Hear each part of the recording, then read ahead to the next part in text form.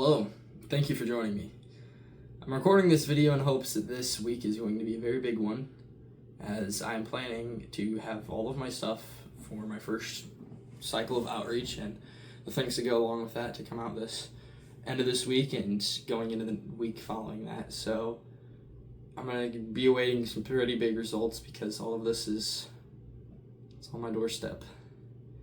The title of this video is expressing how I have really had a lot going on recently, and by a lot I mean just a constant grind around the clock, a lot of time just spent beating my head against the wall, and I am in a period of monk mode currently, so I have been getting a lot of stuff done, and I did monk mode before, and it helped in some areas, but this time it's just been a lot better. I took the things that I had problems with last time, and they weren't problems with monk mode as a whole, they were just things that I knew I could do better next time, and that was a while ago. I put it off for a while, came back to it, and I've implemented all of those things that I had been wanting to do, and it's been very beneficial. So beneficial, in fact, that as I'm ending this current one, the end of this week, I will be out of it. I am going to take a break for just a short period and go back into a second one. And I know a lot of people in this space talk about monk mode and, oh, you should do monk mode. It's absolutely necessary. No, it's not necessary. It's absolutely not necessary. And I am planning for my next video to be the documentation of what monk mode looks like. Someone who's younger and maybe doesn't have full control over all of their time, and what the realities of that are. So I'm intending for that to be very raw and wanting to give an insight of maybe what you should do, because it is beneficial in many ways, but so many people get caught up in the space of you have to do it to be productive, but taking it and just drowning out the noise, blocking it all out, that's what the core of it all is. And you can do that without monk mode. So just actually getting the work done is what you're striving for, and that's what you should be doing around the clock, but monk mode definitely can help. So that's a couple things on that.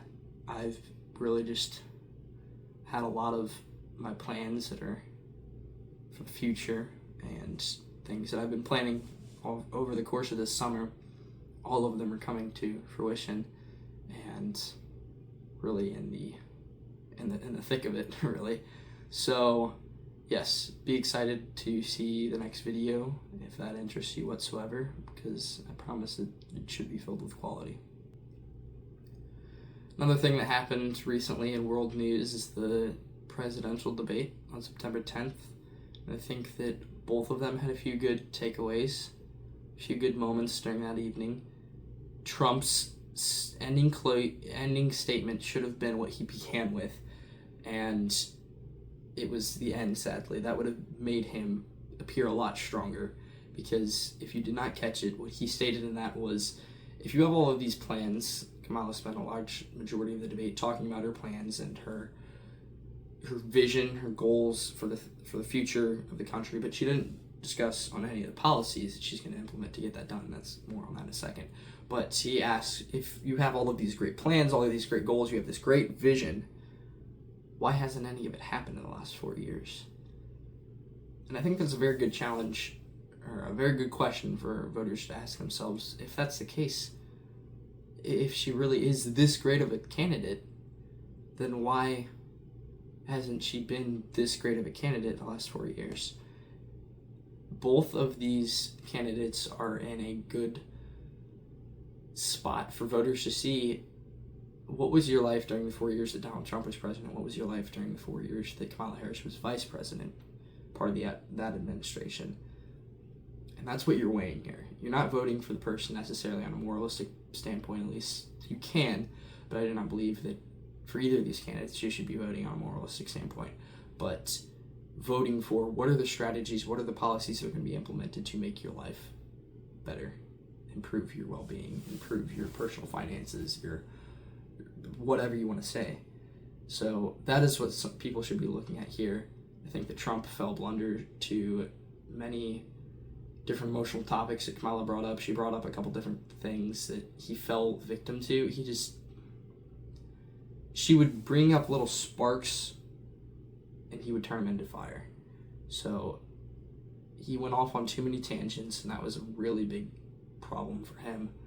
Kamala did not touch on anything she actually plans to do. Policies she did touch on were very weak, and yes, just not a great display on both of their parts. Kamala was a lot better put together. She spoke better in many different ways. So it's a little bit on that. In other news, the book that I promised in the last video that I was talking about, I had finished Slow Productivity by Cal Newport, and it's very good. I have a couple takeaways from that. I'm going to share them with you. So, in the book, if you don't know who Cal Newport is, a little bit background on him. He's a professor at MIT and a couple different departments, but including he's a computer science professor, I believe, but he also just talks on, I guess, behavioral science in the workplace. I don't know what a good way to describe it is, but he talks about deep work. That's another one of his books, and just a lot of minimalistic and quiet, embracing the quiet, embracing the period to get, period and space to get work done is what he's all about. So, what he says in Slow Productivity, to summarize, slow productivity is a philosophy that should be taken when you want not the highest level of output, but rather a higher level of quality of output to be achieved. The takes it gives are truly beneficial, even when not actively engaging in slow productivity. So I wrote that, meaning myself. I'm not in a space that I can spend 6 months on one project in order to send it to somebody for it to be the best quality that it can be, but I'm on a path that I have to take immediate action on many of my goals, because if I don't, they don't ever come to pass. So I have to get to that point, finish all of those goals before I can get to the other ones that are going to take time to marinate. So these takes are such as working as fewer things to increase the level of quality at which you produce. So focusing on like 1 or 2 tasks during a 6-month period or whatever space of time you give yourself, focusing on them at such a level that you are truly getting the most out of them if you're learning from them, or if you're developing them, that they can be the best that they can be. He also talks about focusing on your strengths with that, so focusing on what you're actually good at instead of some meaningless project that is just busy work at the end of the day. He says to allocate your time wisely, progressing naturally. The natural progression allows yourself to spend the amount of time that is naturally going to take to produce, but not dilly-dallying and delaying output, but taking the time that you actually need. And he actually suggests that if you take a week to do a project, take 2 weeks, and that 2 weeks will be at least double the level of quality that the output of the other output would be. So just taking time to marinate your projects, I should say, and cutting out distractions in order to spend depth, constantly striving for quality. Simplification, and streamlining are key. He also suggests just cutting out any excess time that you don't really need to spend, so like hiring an assistant, that type of thing. All of those are going to be beneficial. So focus on quality, obsess over the time you spend on them, on your projects and what you're actually hoping to get quality from, and streamline, cut down, make it as minimal as possible, and that is how you will receive optimal outputs.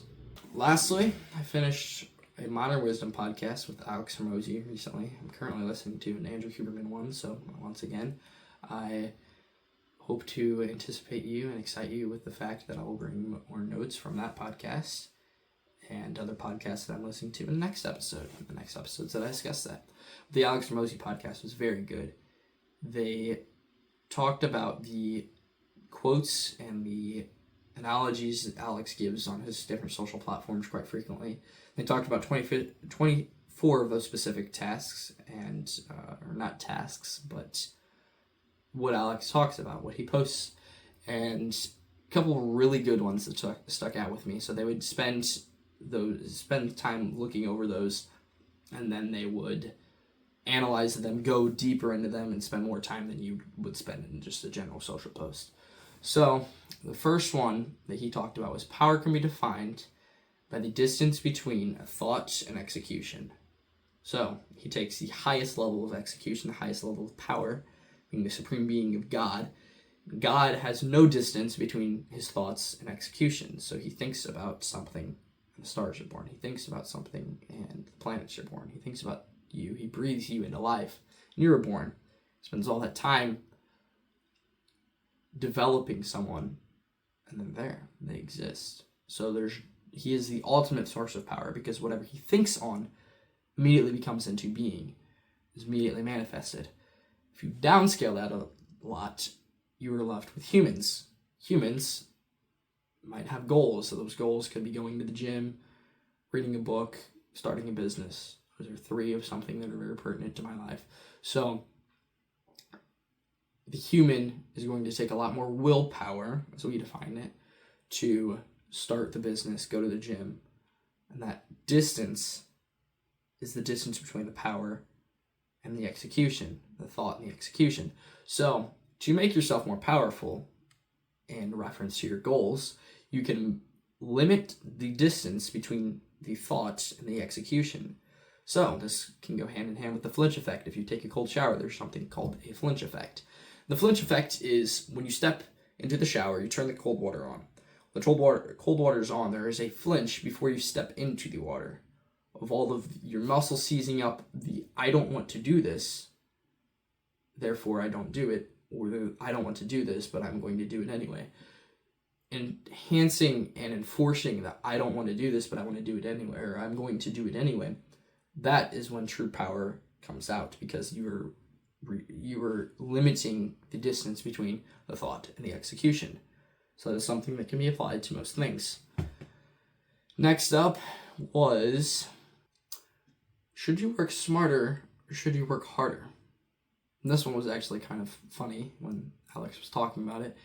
He says, you obviously should do both.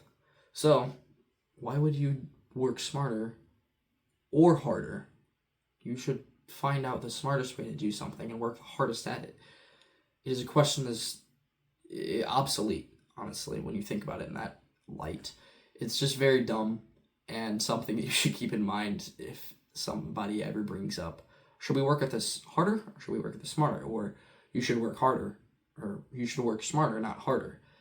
Because in reality, you should be doing both. And if you aren't, that is an opportunity cost that you've not taken advantage of. So, the third takeaway, and this one really hit me, is the results you are looking for are in the details you've been avoiding. So if you've been putting off going to the gym, going back to what I was talking about just a second ago, putting off going to the gym, but you're wanting results in your physical life, that's where it is. You have to do that thing in order to achieve the muscles in the body or the level of strength that you can achieve. The result is in going to the gym. So if you're putting off reading a book, again, putting off reading a book and you want to gain some knowledge, the thing that you have to do is read the book. You might be putting it off, but that's where the results lie. So always remind yourself of that anytime you're struggling with something and asking yourself, where are these results? Why am I not improving in XYZ area? So as I move on to the next one, this is the last one, and this one has really hit me. And I want to preface this with the thought that when I applied this, I did not think too much of it, but I did think that's a good takeaway. I'm going to see what that does. Didn't think it was going to be extraordinary, but it was. All right. I'm not going to go into the details too much of how extraordinary it was, but I'm very much so encouraging you. Take this into account, and I really urge you to implement this in your own life. So, the takeaway is, Alex was talking about this author friend that he has.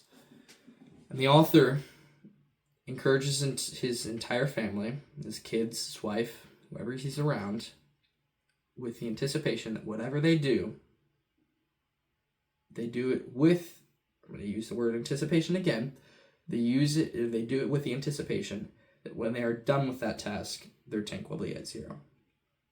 So a lot of times in life we do something and it's just a box to check, and we do that and